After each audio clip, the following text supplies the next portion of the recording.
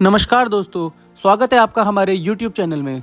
जैसा कि आप सभी जानते हैं, हम अपनी 4 धाम सीरीज में पहले भगवान जगन्नाथ और फिर भगवान बद्रीनाथ के बारे में बात कर चुके हैं और आज हम बात करने जा रहे हैं रामेश्वरम धाम के बारे में।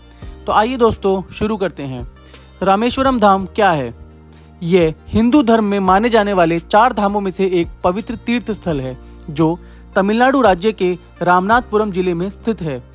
यह भगवान शिव के 12 ज्योतिर्लिंग में से भी एक है। रामेश्वरम तमिलनाडु की राजधानी चेन्नई से लगभग 675 किलोमीटर साउथ ईस्ट में है।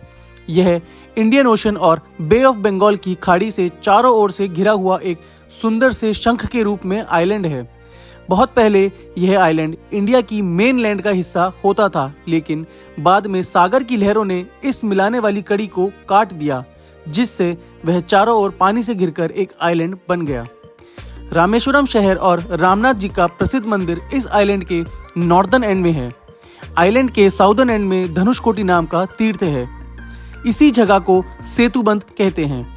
लोगों का विश्वास है कि यहाँ भगवान राम ने लंका पर चढ़ाई करने से पहले राम सेतु का निर्माण करवाया था, जिस पर चढ़कर वानर सेना लंका पहुंची और विजय पाई। बाद में श्री राम ने विभीषण के अनुरोध करने पर धनुषकोटी पर यह सेतु तोड़ दिया था।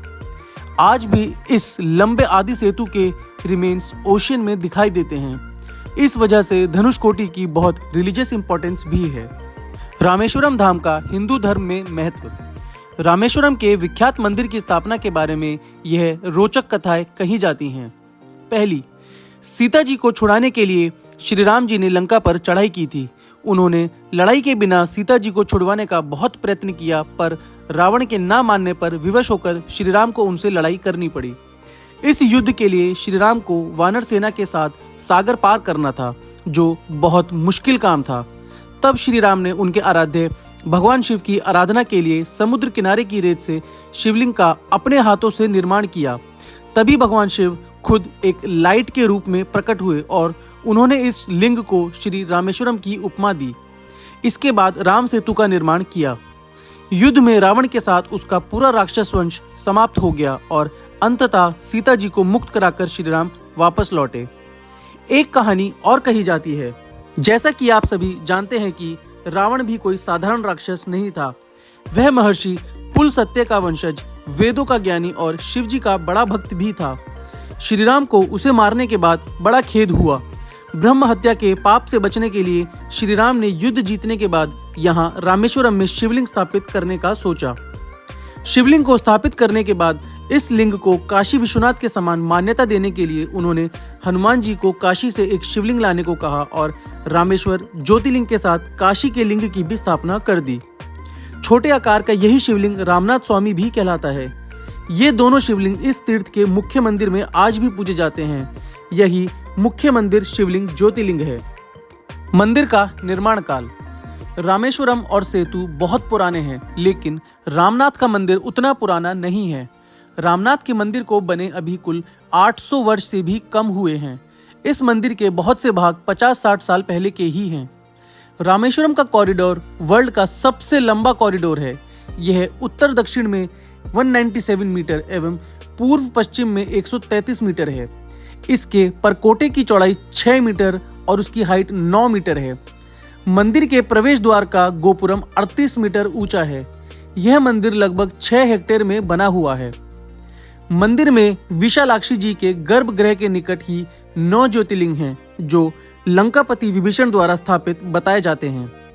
रामनाथ के मंदिर में जो कॉपर प्लेट है, उनसे पता चलता है कि 1173 एडी में श्रीलंका के राजा पराक्रम बाहु ने ओरिजिनल लिंग वाले गर्भगृह का निर्माण करवाया था। उस मंदिर में अकेले शिवलिंग की स्थापना की गई थी।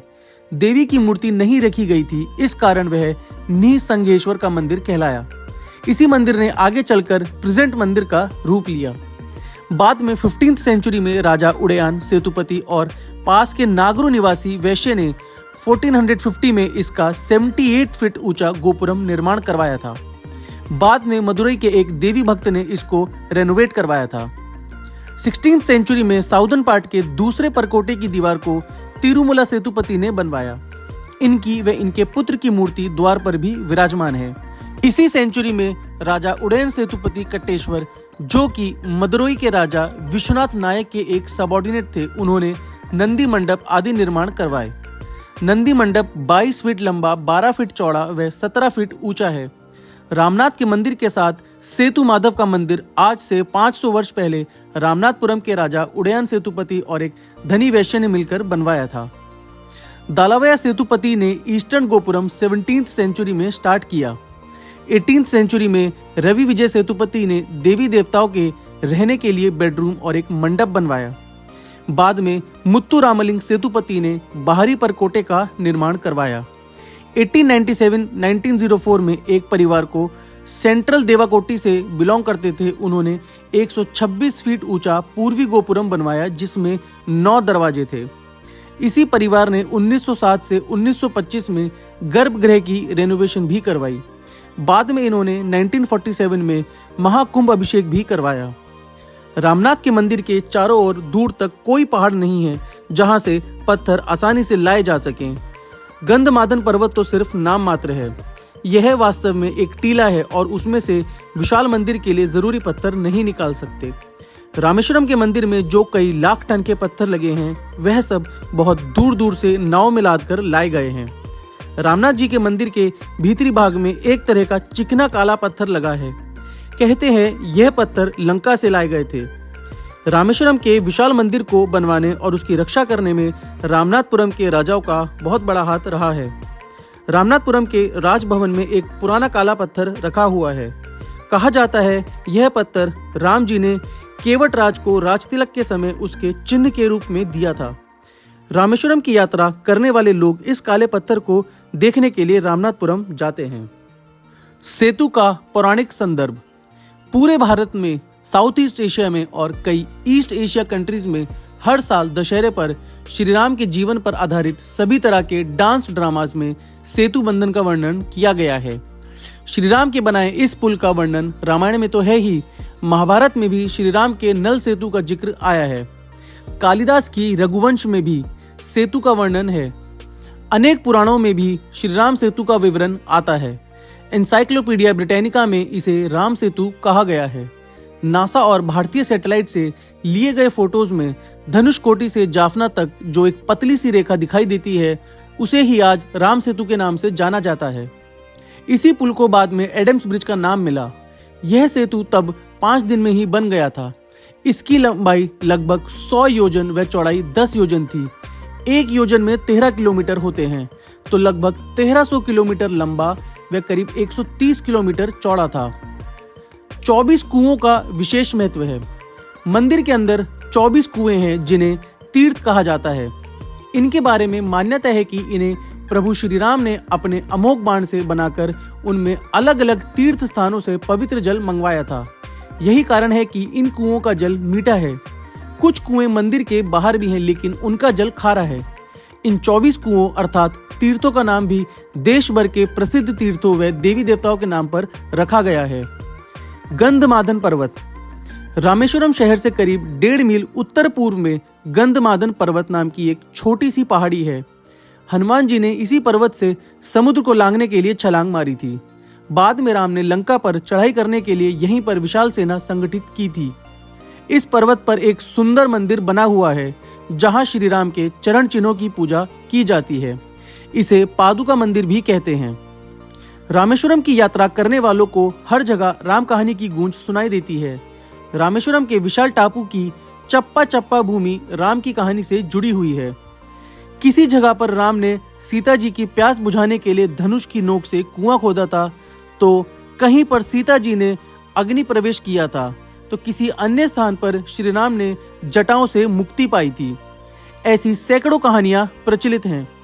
यहाँ राम सेतु के निर्माण में लगे ऐसे पत्थर भी मिलते हैं जो पानी पर तैरते हैं। माना जाता है कि नल नील नामक 2 वानरों ने उनके मिले वरदान के कारण जिस पाषाण शिला को छुआ वो पानी पर तैरने लगते थे और सेतु के काम आए। एक अन्य मान्यता अनुसार ये दोनों सेतु विद्या में जानते थे। तीर्थ। जिस स्थान पर यह आइलैंड मुख्य भूमि से जुड़ा हुआ था वहां इस समय 2.5 मील चौड़ी एक खाड़ी है। शुरू में इस खाड़ी को नाव से पार किया जाता था।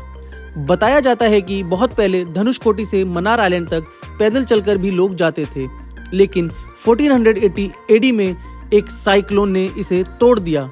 बाद में आज से लगभग 400 वर्ष पहले कृष्णप्पा नायकन नाम के एक राजा ने उस पर पत्थर का बहुत बड़ा पुल बनवाया।